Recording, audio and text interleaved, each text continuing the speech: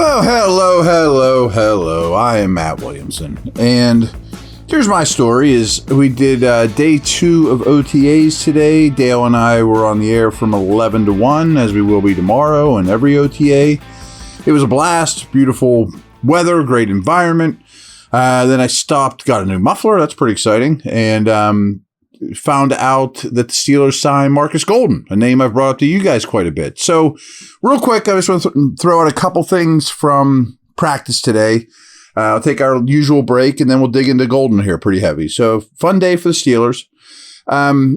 What stood out to me today was we got to sit, I mentioned this, in practice ends at noon. We're on the air to 1. So they gave us Cole Holcomb yesterday. He was very personable, impressive. You know, he even called out some of his faults. Man, I've been on play action every time as a rookie. Things like that. But today we have Patrick Peterson, who, with all respect to Cole Holcomb, is a much different animal. I mean, this was the top 5 pick. I think he's a slam dunk Hall of Famer. And he was very impressive. You know, he is very well spoken. He holds himself extremely well. He even laughed at himself as well. You know, we talked about, I beat around the bush a little bit with asking him, but that Vikings defense last year was about as vanilla of a defense as you'll ever see in the NFL. Very low blitz rate, lots of zone. He got a lot of picks, but that's asking a lot without much of a pass rush, you know, and even talked about, you know, Channing, the slot receiver. And he's like, that guy had a really tough job. That's my dude. I love him. I'm kind of lobbied for the Steelers to go after him and for him to come here. So I think Sullivan's going to be the slot corner, and Peterson fully gave him, you know, his stamp of endorsement, as you would expect him to. But Peterson even said, at this stage of my career, I don't want to play man coverage over and over and over. You know, I can still, you know, but my head is my best asset, but my body, and we joked, is still pretty good. You know, I mean, it was a little better than most coming into the league. But it was a really enjoyable conversation, and just that 15, 20 minutes spending with him, plus everything he knew about him, you know, without ever meeting the player, really thinks he's going to be a leader on this defense, you know, like Cam Hayward, guys like Minka, and is going to be the ideal role model mentor for Porter and the young, you know, corners here. He's, as long as their ears are open, there's a lot to learn from him. So again, really enjoyed the person, really enjoyed his self-awareness.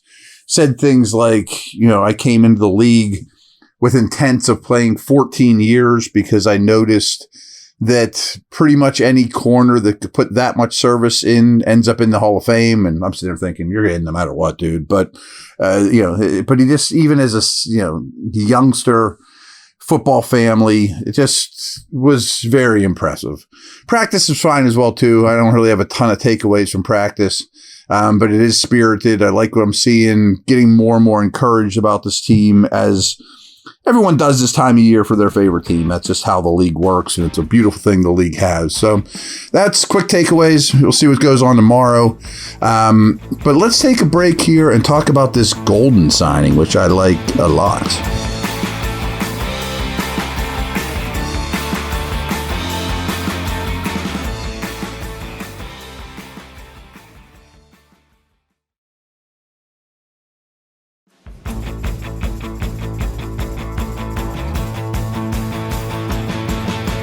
Okay, Steelers apparently have signed Markus Golden to a 1-year deal.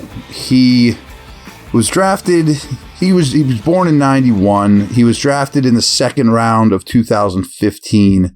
He is 32 years old. I just want to double check that. Yes, just recently turned 32 years old. He's a name I've thrown out to you guys before, that he would be a perfect fit. Now, he hasn't quite as good as career as Melvin Ingram, but that same experiment that I've been saying, go get the veteran edge rusher that's been around the block, that knows how to succeed in this league. I should know this, but I don't off the top of my head. I don't know what his special teams background is, but, you know, at his age, probably I'm not going to count on that a whole heck of a lot, to be honest with you. But I just want to throw that out there. That's about the only negative I can say about the situation. So Golden was a second-round pick in 2015 of the Cardinals and played out his 4-year contract, went to the Giants for good money, and halfway through his second season with the Giants, 7 games in, got traded back to Arizona, where he played the last 3 years. So Arizona's been home.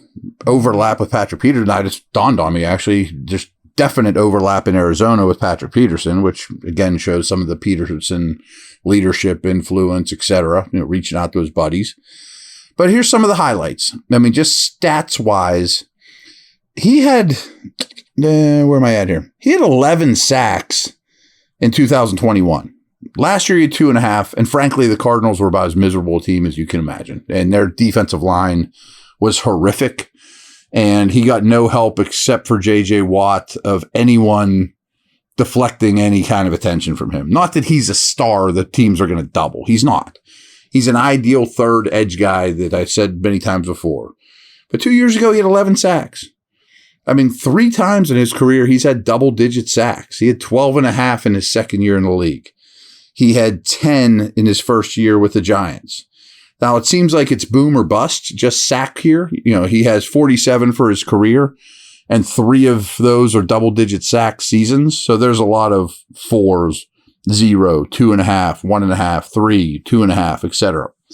But there's a lot more to this player than just sack production. And what the Steelers are getting is, first off, before I forget, very, very good run defender. I mean, he's a powerful, thickly built player that secures the edge really well. He's played out of a 2-point stance a lot, but also can put his hand in the dirt. He can drop into coverage. He's not a great coverage player, of course, but he absolutely can do it. And frankly, the last 2 years, his coverage has been quite good. And they're not going to do that a lot, though. Don't get me wrong. But he's very good against the run. He is stout taking on tackles. He does not look like the prototypical guy. Like, I'm not saying he looks like James Harrison, but he certainly doesn't look like DeMarcus Ware or Julius Peppers. He's stumpier, thicker, shorter armed than those type of guys. He's not long and lean and body beautiful and a male model with a tiny waist and wide shoulders. He's a squarely built, powerful player that'll jack you up right in the numbers and push you back and control you with one arm and make the play in the run game with the other, or push it down to the middle. He's effective on stunts. He's got a variety of pass rush moves, but more of a power pass rusher. But his pass rush production year after year is good. I mean, and if you just look at the pressures and things like that. So I just pulled up, I mentioned all his sacks. So he has 3 double-digit sack seasons, as mentioned, but pressure seasons, which are more sticky than sacks, to be honest with you, 50 is a pretty good number. As a rookie, he had 51. As a second-year guy, he had 53. In 2019, he had 64, 55 in 2020. In the past 2 years, he's had 46 and 44, so it's pretty darn good. And his snap counts, give or take, people, I mean, a defense plays a little over 1,000 snaps a year, so last year he played a little under 800. The year before he played a little under 700. The year before he was a little under 600. 2019 he played over 900, so definitely a rotational player, a starter, but a borderline starter, a good player. I mean, to say he's a borderline starter for his career is a little harsh. But this is exactly what the Steelers want. I mean, again, this is a dude that's been around the block, that's hungry, has not won a lot of games. He's been on bad teams. He's familiar with some of the new dudes like Patrick Peterson. He's the ideal third guy. I mean, I'm not sure Herbig's ready to be that player. And Herbig now's your 4/special teamer / maybe project on the inside. I'm just totally speculating on that, folks.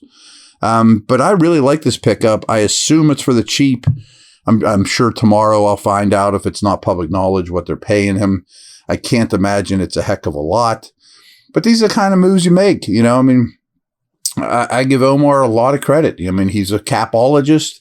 realizes where to spend his money, when to spend his money. Like if you went out and got Golden before the draft, let alone when free agency opens, you would have had, he's probably asking for a 2-year deal. I'm guessing, I don't know, $15 million. And I'm sure it'll be a lot less than that. So get him on a 1-year deal. Culture dude, strong at the point, know exactly what you're getting. I'm on board, man. Again, and I've told you this name several times leading up to this, So I don't have a lot more to add on him. He's kind of a pretty easy analysis for me, to be honest with you. And I am cool with that. You don't need a lot of variance, good, bad, all over the place from that third dude in this lineup on the edge. I want consistency. I want toughness. And that's exactly what he is. So another strong move. I really like how this roster is shaping up. Over and out. Take care.